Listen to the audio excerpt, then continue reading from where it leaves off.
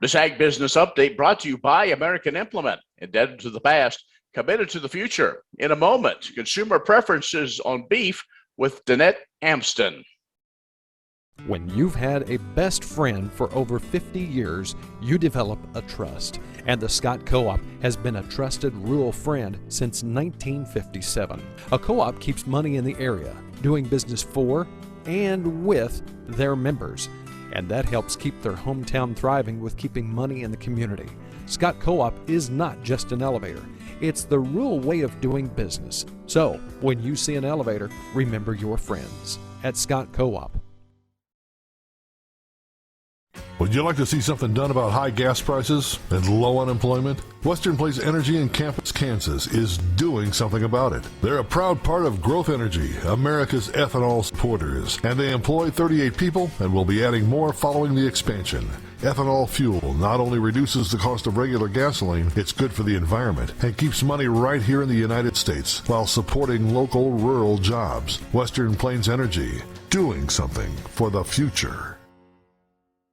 Joining us now is Danette Amstein with Maiden Marketing, and she presented at the Kansas Livestock Association meeting on some consumer trends. And I think the crux was what's happened after COVID, but I was in there a little bit and saw some of the things that I don't know if they're alarming, but we still have a long way to go when it comes from the production side, making that connection with consumers. We do. We have to keep in mind that our consumers are always changing. There's always another generation, a new batch coming forward. And I sound like a broken record when I say this, but we're at a point where we're so far removed from the farm that we have to re-educate, inspire, and keep them interested in what we have to offer in order to keep them buying our products. So as we talk about that, there's so many things that have changed. The world was turned upside down because of COVID. Yeah.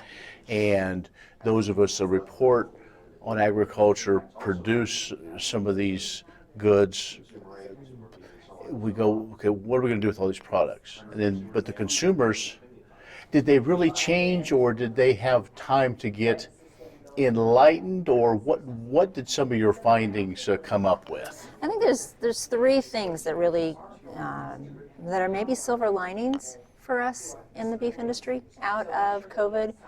The first was everybody stayed home, so we had to learn to cook again, and most consumers had a rhythm to the standard items they cooked before, so now they learned to change that up, whether they wanted to or not, because of whether they could get the products. When we had the shortages in stores, they had to switch up what they were getting. So I think we gained more cooking, more folks that were cooking. We gained more confidence in cooking. And then the other thing is we got comfortable. We, as I say, collectively as consumers, got comfortable with other people picking our meat. We didn't have to go to the grocery store and pick it anymore. So what that's done is open up a whole new world by which producers, if they so choose to brand and sell direct, or co-ops or other groups can sell meat products online. I think that was one thing that probably of the things that you mentioned was that, and some of us don't think about that, there's a lot of that online shopping, and you're not there to pick out those proteins, especially, and we all know we have the discussion about pork and poultry, but beef is kind of still held to maybe a little different standard. Consumers like to pick up the packages and look at them and decide between the two, right? And we lost that opportunity when everyone was just trying to stay home, and Instacart or retailers, most retailers, 91% of consumers were using retailers to make the selections for them, and then they were either having it delivered or they were picking it up. And what we found was consumers are now like, that was a scary thing to have someone else pick your meat, because you were scared. But we found that consumers did it, got more comfortable. I'm an example of that. I was doing Instacart, and I would ask my Instacart shopper to send me a picture of the meat case so I could still pick. But after that, I got more comfortable with it. I don't even do that anymore. So it's baby steps that's really going to help us open up our products and our story to more consumers when they're willing to buy it online. Danette Amstein is joining us. Let's take a quick break. We're going to explore more about the story and what's in store in the future. We'll do that in just a moment.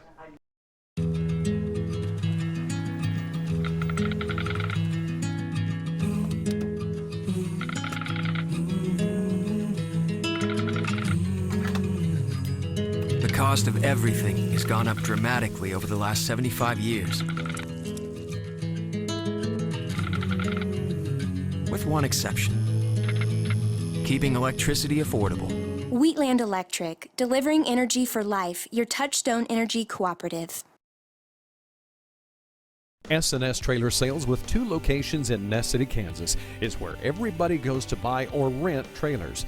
They feature the all-new, all-aluminum Mauer grain trailer with all of the electric options, the easy-to-load detached trailers, and a huge stock of header trailers. At the west location, you'll find bumper pulls, goosenecks, and oilfield specialty trailers, along with flat and utility beds for pickups. S&S Trailer Sales in Ness City and on the web, but remember, you do have to spell out the "and."